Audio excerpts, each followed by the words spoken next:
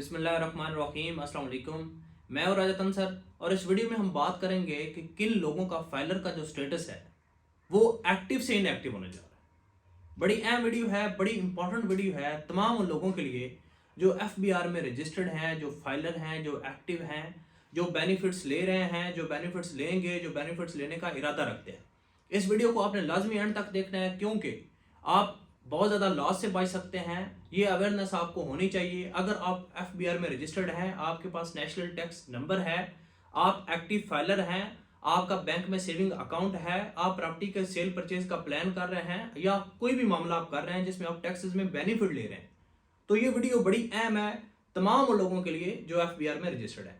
मैं बताने जा रहा हूं कि आपका जो फाइलर का स्टेटस है वो 1 मार्च को एक्टिव से इनएक्टिव हो जाएगा। किन लोगों का? उन लोगों का जिन्होंने आपने जो टैक्स रिटर्न 2023 है यानी माली साल 2023 का जो गोशवारा है, अगर आपने वो टाइम पे सबमिट नहीं करवाया, अगर आपने अपनी रिटर्न टाइम पे सबमिट नहीं करवाई, 1 मार्च 2023 को जो आपका फाइलर का स्टेटस है वो इनएक्टिव होने जा रहा है। अगर आपने माली साल 2023 का गोशवारा जमा ही नहीं करवाया, सबमिट ही नहीं करवाया, तो भी आपका फाइलर का स्टेटस इनएक्टिव होने जा रहा है। अगर आपने माली साल 2023 का गोशवारा 31 अक्टूबर के बाद सबमिट करवाया है, तो भी जो आपका फाइलर का स्टेटस है वो 1 मार्च को हो जाएगा इनएक्टिव, यानी आप एक्टिव नहीं रहेंगे। अगर आपने 31 अक्टूबर के बाद अपना माली साल 2023 का गोशवारा सबमिट करवा दिया था तो भी। इस तरह ही हर साल जिन लोगों ने टाइम पे रिटर्न सबमिट नहीं करवाई होती, 1 मार्च को उनका जो स्टेटस है वो इनएक्टिव से एक्टिव हो जाए। अगर आपने माली साल 2023 का गोशवारा टाइम पे सबमिट करवाया था और आपने नेशनल बैंक का चलान भी पे नहीं किया वट तो भी आपका जो फाइलर का स्टेटस है वो इनएक्टिव से एक्टिव हो जाएगा। लेकिन अगर आपने टाइम पे सबमिट नहीं करवाया, आपने लेट सबमिट करवाया या करवाया ही नहीं, तो आपका जो फाइलर का स्टेटस है वो एक्टिव से इनएक्टिव हो जाएगा। अब आपके जिम्मे क्या है, इसका सोल्यूशन क्या है, आपने क्या करना है? आपने करना यह है कि सबसे पहले तो वो तमाम अफराद जिनको ये पता है कि उन्होंने जो अपना गोशवारा है वो सबमिट नहीं करवाया, वो लोग अपना गोशवारा सबमिट करवाएंगे।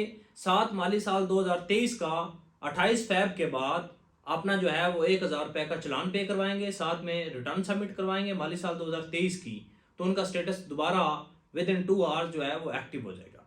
आपने करना क्या है कि आपने सबसे पहले, मेरे तमाम क्लाइंट्स स्पेशली ये बात ध्यान से सुन लें कि आपने 1 मार्च को हमारी टीम से कांटेक्ट करके ये वेरीफाई जरूर करवा लेना है कि आपका फाइलर जो है वो स्टेटस एक्टिव है या नहीं है। स्पेशली वो हजरात जिनकी जो फाइलिंग है वो 31 अक्टूबर के बाद हुई है, कहीं से भी उन्होंने फाइलिंग करवाई है, कहीं से भी वो फाइलर बने हैं, 31 अक्टूबर के बाद बने हैं, तो वो होने जा रहे हैं इनएक्टिव।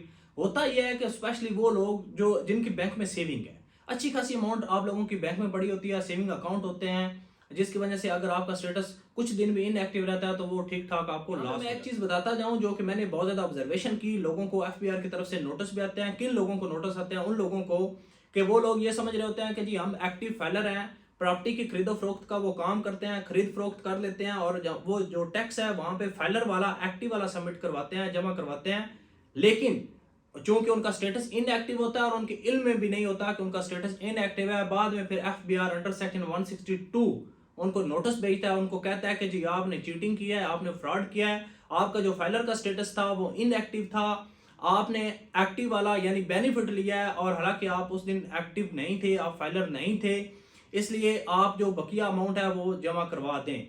तो तमाम लोग जितने भी मेरी ये वीडियो देख रहे हैं वो लाजमी इस बात को कंसर्न रखा करें कि अपने टाइम पे रिटर्न सबमिट करवाएं और 1 मार्च वाले दिन वो लोग जिन्होंने लेट रिटर्न फाइलिंग करवाई है वो अपना स्टेटस लाजमी चेक करवाइएगा।